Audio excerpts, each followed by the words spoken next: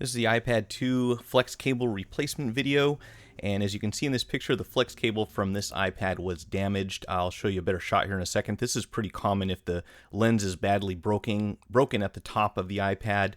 You can see right there where the cable is cut, kind of a poor design, but they did improve this on the iPad 3.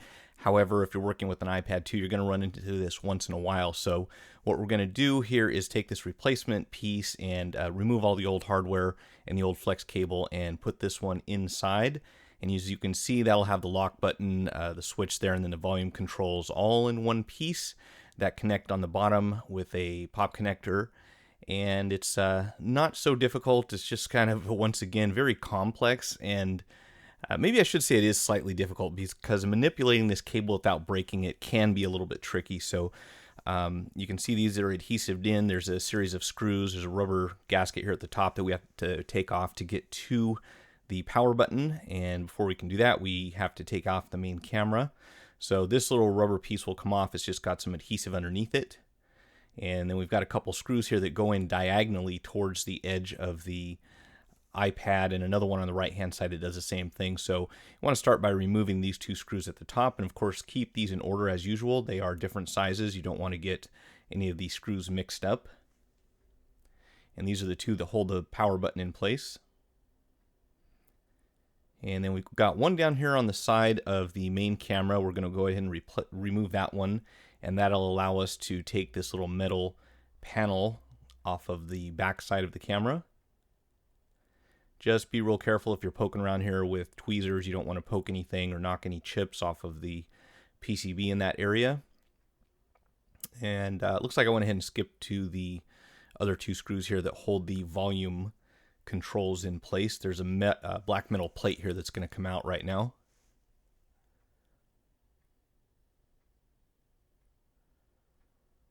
And we can set that aside.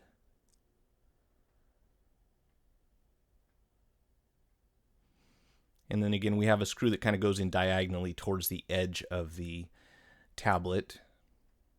Kind of a funny angle there. Go ahead and take that one out. And then you can see there's a piece of hardware here that actually holds the volume and that little switch on top into position. And that can come off again. The cable's already torn, so we're not really worried about preserving this. If you were trying to move it off of this tablet to another one, and there's our volume rocker, you would want to heat this up and be very careful. I'm just tearing it out because I'm not really worried about damaging this flex cable. It's already broken, but you do want to be careful when you remove the pop connector at the bottom because it has a piece of tape that goes over the top of it. So you want to go ahead and get under this little piece here. It's got some adhesive that holds it onto the edge. And then there's all kinds of sticky stuff on the back of the flex cable that holds it up against the edge of the tablet. And then down here, what we've got is a black piece of tape that kind of goes over a connector. So again, you want to be very careful in this area. And what I'd recommend is you get something, go ahead and heat it up. If you can, try to peel it off. It's really tough because the edge that you need to peel is kind of hidden under the inside here. But you can actually go in and just kind of tear that tape. Just be real careful when you're doing it. You want to make sure you're only tearing that thing that's covering this here. You might want to go with something a little bit sharper. And once you get it started, you can kind of just rip along the edge and then lift it up, and you'll see that there's a pop connector hidden underneath this black tape.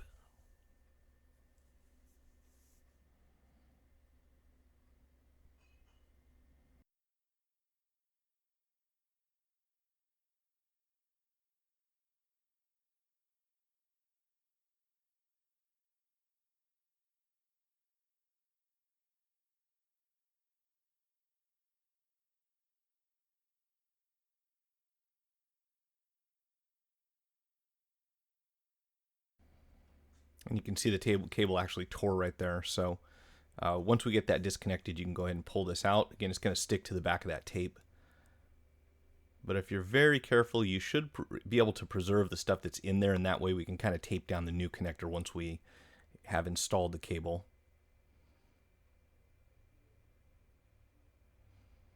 And there's our connector.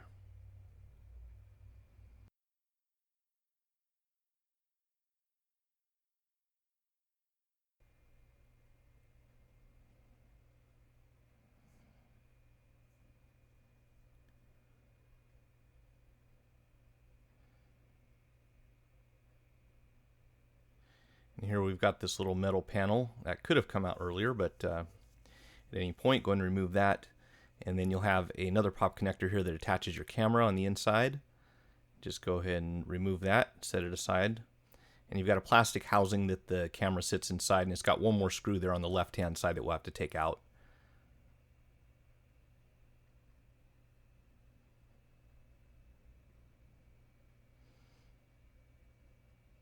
And once you do that, you can go ahead and pull out this plastic piece, and that's going to allow us to remove the hardware that goes behind the power button. Just very careful. And kind of take note of what position these are in when you remove them. I'm going to show you the reassembly, or the installation actually, of this cable.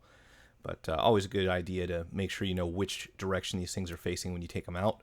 And just so you can see, the power button itself has a little metal piece, kind of a clip that goes around and faces down when it's fully extended or fully bent towards the button. So I'm just going to pull this out far enough so you can see what this looks like, because if you get it backwards, it will not fit inside.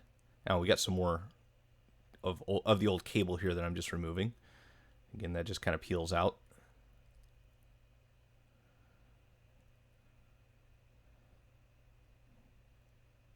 And just so you can see it, there's the volume button itself. Remember, the metal clip is going to be pointing down rather than up. Will not go in properly the other direction. And now what we need to do now is transfer the flex cable, basically remove the old hardware, these metal pieces that were on the old flex cable, and put them onto the new piece.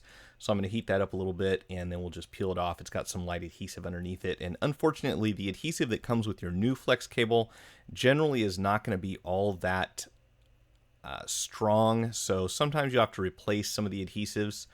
They do come pre-installed, but by the way, there's a little rubber piece there, as you saw, that I just removed from the bottom, and that just wraps over the flex cable just below the power button. Not sure why that's there, but probably to pad the flex so it doesn't get damaged.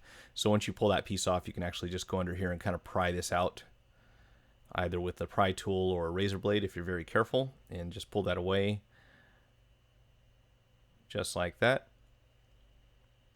And what I like to do is immediately attach this to my new piece so we can keep track of everything and make sure we have it in the correct position. So you'll see the wax paper here on the back. This is just kind of the annoying part of this, is you've got to peel this stuff off, and it's kind of tricky to get a hold of, and if it doesn't stick the first time, generally you're going to have to go back and put some new adhesive on here.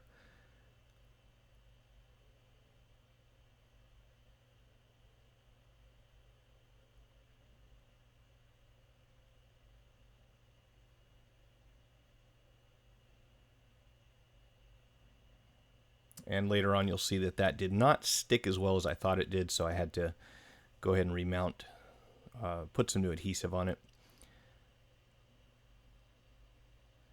And again, we've got this little rubber piece. Go ahead and put that back where it was.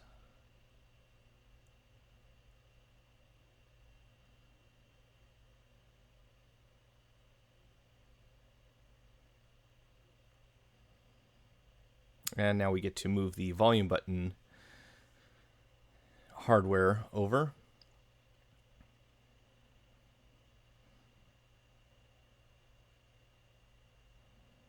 You can kind of see how that goes on.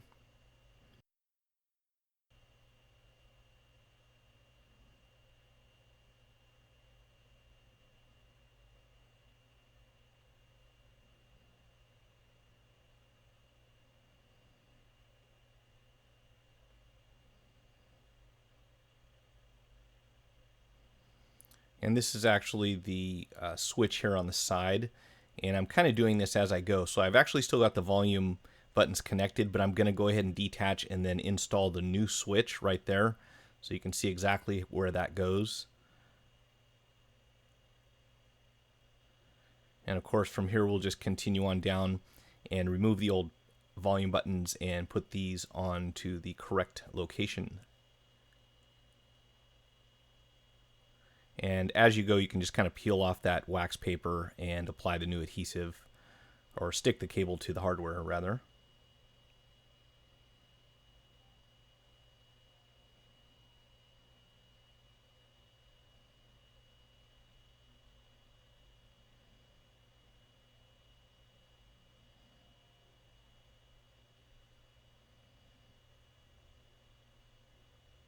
You don't have to do it this way, obviously.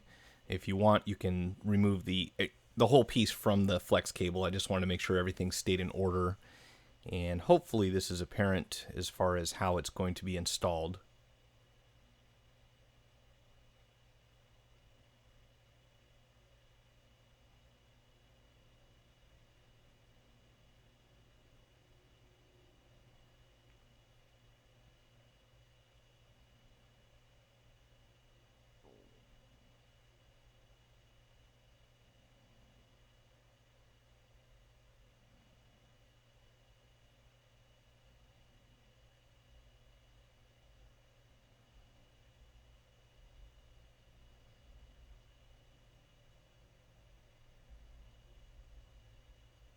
And there you have it. So now we're going to go ahead and install this into the iPad, and make sure that your switch is in the same position on the side of the tablet as it is on the flex cable, so that it goes into the proper channel. If you don't do that, you're going to have some trouble, have to take it out and put it back in again. So I put mine in the up position. As long as you match the same position, it doesn't matter whether it's up or down. And what I like to do is start here with the pop connector at the bottom. And you'll see once that's connected, all of this remaining wax paper can kind of peel off as you work your way up the cable and stick it into the edge of the tablet there.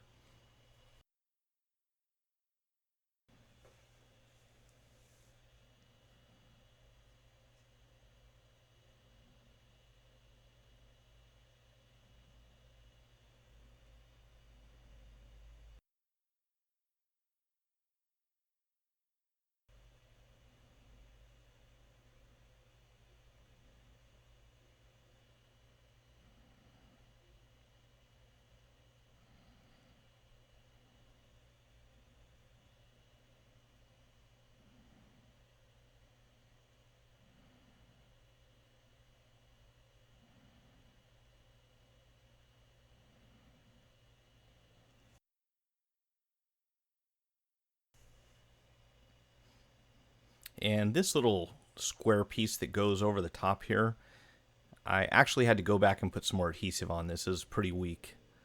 And when I went to put everything together, it was just kind of flopping around. So I did put some new 3M adhesive on this piece.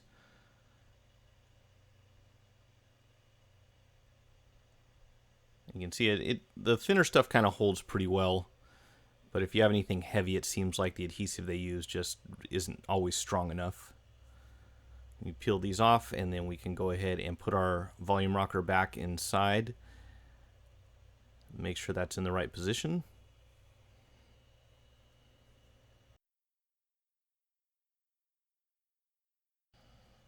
And then you can kind of see the way the volume buttons go inside. Pretty tough to make a mistake with that. You can also see how the cable wraps around the top of the frame there.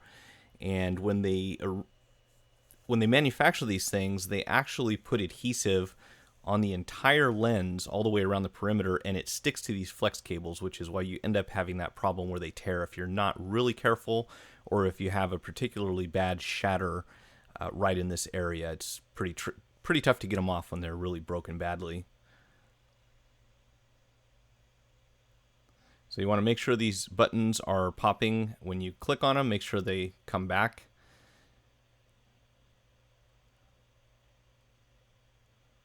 And make sure also, of course, that your switch is operational.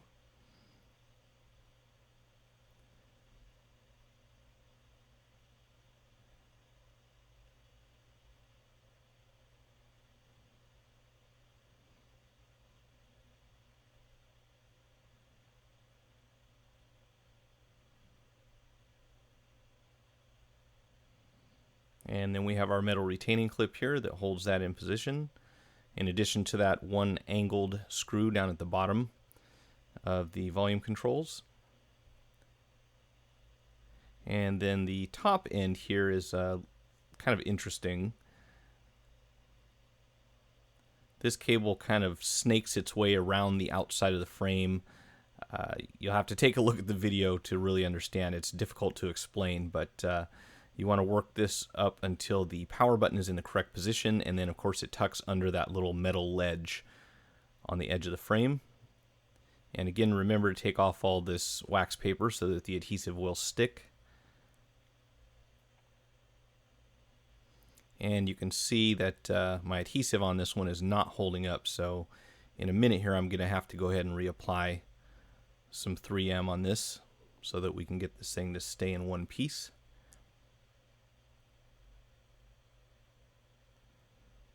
Alright, so I've put some new adhesive on here so this thing will stay, hopefully. And then we're going to tuck that under the end.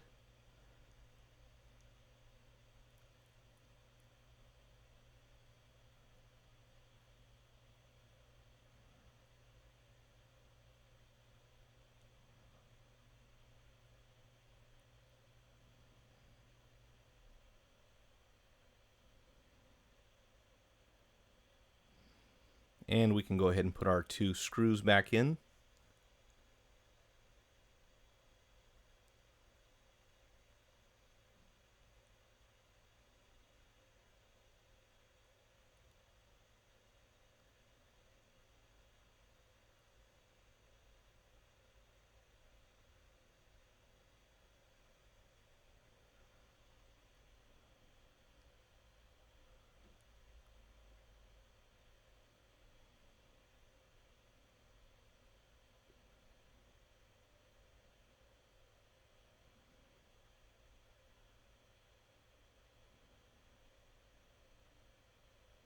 Make sure your power button is functional.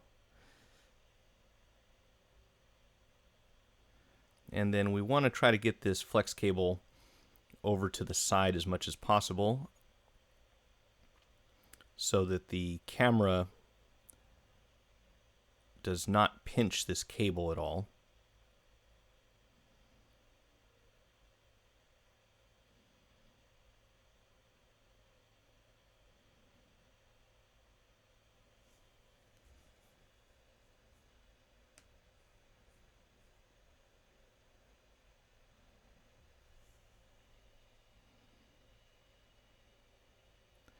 And once we're satisfied that that's all clear from this piece, we can go ahead and install the camera hardware.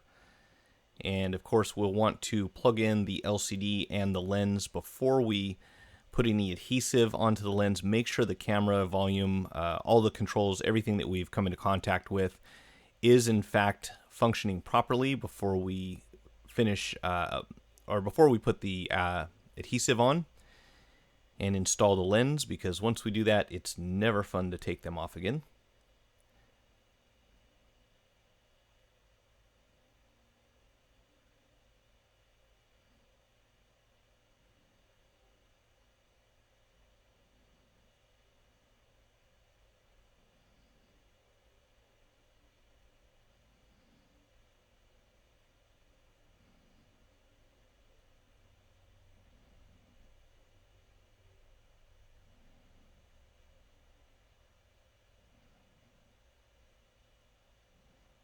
And there you have it. If you found the video helpful, hit the like button, share it with your friends, subscribe to my channel, and follow me on Twitter or Facebook. Post your questions in the comment section below or visit gocellphonerepair.com/forum. Thanks for watching.